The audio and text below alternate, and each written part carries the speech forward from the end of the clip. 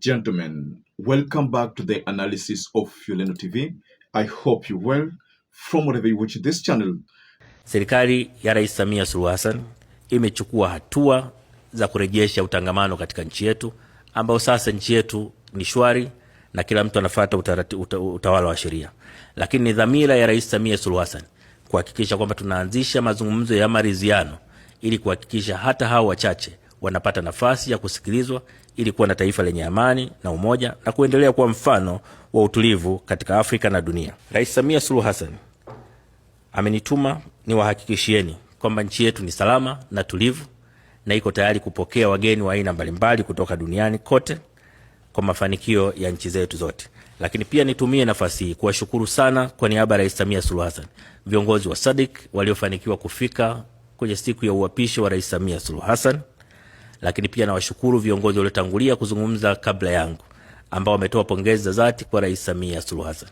Nataka niwahakikishie kwamba hakuna jitihada ambayo Rais Samia ataiacha katika kuhakikisha Tanzania inapata maendeleo, lakini pia amani ya nchi yetu inaendelezwa. Lakini pia nitumie nafasi hii kipekee sana kuwashukuru Afrika ya Kusini na kipekee Rais CYRIL RAMAPHOSA ambaye daima amekuwa mstari wa mbele kutoa suluhu katika jambo lolote ambalo linatokea kwa nchi zetu za SADC na hivyo kuendeleza umoja wa nchi. Now, I've listened to the request from Samia Suluhu through the Vice President of Tanzania, one of the Vice Presidents, and Samia Suluhu is calling for some political truce. What Samia Suluhu is calling for right now is something that she could have done before the elections were held. Kuna kitu kimoja sahihi hapa. Wanasema hivi, msimamo huu unaashiria uasi. Ni kweli. Ni kweli. Kwa sababu tunasema tutazuia uchaguzi. Tutahamasisha uasi. Hiyo ndio namna ya kupata mabadiliko. Ndio namna ya kupata. Mandela had to go through 27 years but treason ili kupata mabadiliko Afrika Kusini. Kwa hiyo tunaenda kukinukisha. Walio tayari tutakwenda nao. Tutaenda na walio tayari. Hakuna mtu atawekewa bunduki hapa. The people of Tanzania did not like the fact that they were being forced to vote for someone whom they were not ready to vote for. I think that was the main problem that caused a lot of demonstrations on the streets. Now, Samia Suluhu's move, however much people will want to praise it, but it's not the right thing. You know, this tendency of presidents forcing people to have them elected, and then after elections, they want some kind of handshake with the people. It's not good. Will this handshake bring back the people who have died? That's another question that we need to have. Let's take, for example, the issue of the Kenyan teacher. The Kenyan teacher who was allegedly killed, but one whose body has not been found until now. What happens to this kind of case? Now, let's focus on another scenario. The mass massacre. All this move is encouraged, and let's assume it's encouraged. Now they have some kind of sit down, they now agree. What else? Will Tundu Lissu be released? Because I think the first thing that Samia Suluhu would have done was to order for the release of Tundu Lissu and release the Assistant Secretary General of Tundu Lissu, who was arrested yesterday, because it doesn't make sense. They arrested the Assistant Secretary yesterday, and they even arrested another leader. They have like 3 leaders in custody, and then they are calling for a political truce. That is where I don't agree with Samia Suluhu. So what Samia Suluhu is doing is just a case of too little, too late. I don't think going forward Tanzania will heal. You see, the problem with Tanzania, if you look at it from another angle, ni issue ya leadership. Let's say, for example, there's the issue of Tanganyika. Then there's the issue of Zanzibar. Now, We all know the history of Tanzania, Zanzibar and Tanganyika coming together to form that Tanzania, the Republic of Tanzania. Now, there was an agreement back then. That agreement that was brought by Nyerere is actually the biggest problem, because according to Nyerere wanted a Tanzania whereby Zanzibar produces a vice president, Tanganyika produces a president. Now, what happened? Today we have two leaders from Zanzibar. We have a vice president from Zanzibar who is the president of Zanzibar. We have the president of Tanzania who comes from Zanzibar. That is the biggest problem. So if at all Samia Suluhu wants some kind of truce, I think the best way forward is that election to be nullified.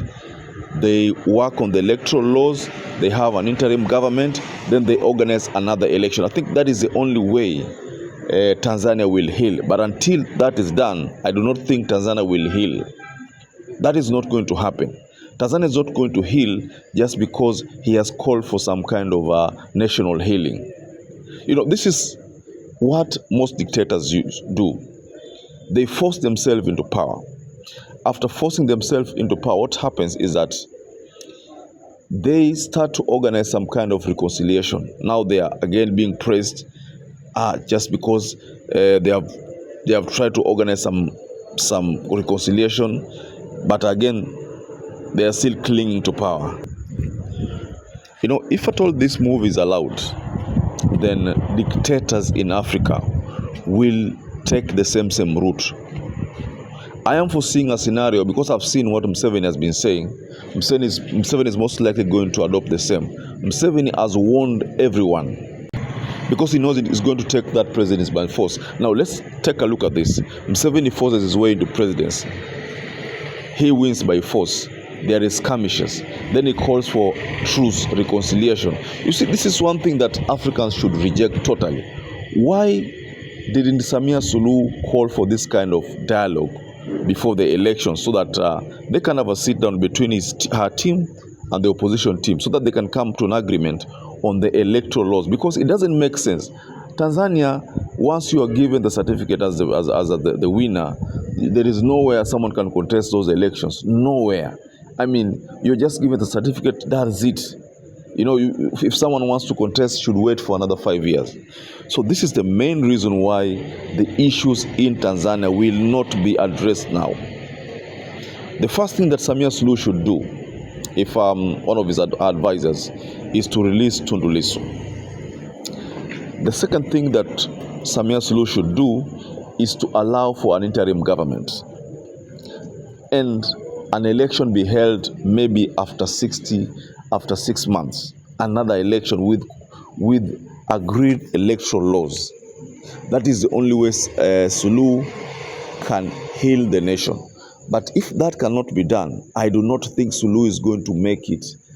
She's not going to do anything that will actually make the Tanzanians happy. Because if you've been following the word on the ground, on the streets of Tanzania, one of the things that Tanzania people used to say is that they do not want to see themselves being governed by Suluhu for the next 5 years. Remember, it's 5 years. The presidency will last for 5 years.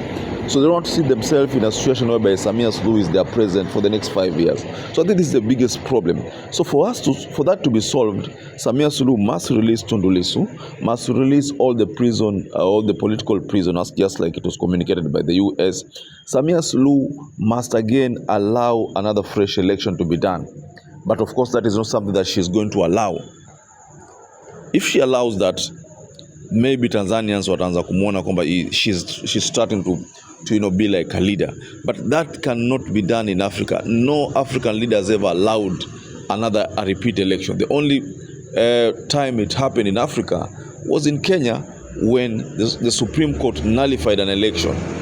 You remember the issue of Maraga nullifying Uhuru's election, Uhuru's win. That is the only time, in fact, should I say in the whole world, it has never happened. So Samia Suluhu to agree for a fresh election, that is the problem. But that is the best thing that can be done, so that Tanzanians go to the polls again, knowing very well that the electoral laws are favoring both sides, not only the government side, but even the opposition side. So, ladies and gentlemen, what do you think about this request by SAMIA Suluhu's government? Just tell us below in the comment section. I'd like to hear what you have in mind concerning the request for a political truce. Now, until you catch up again, stay safe, stay blessed.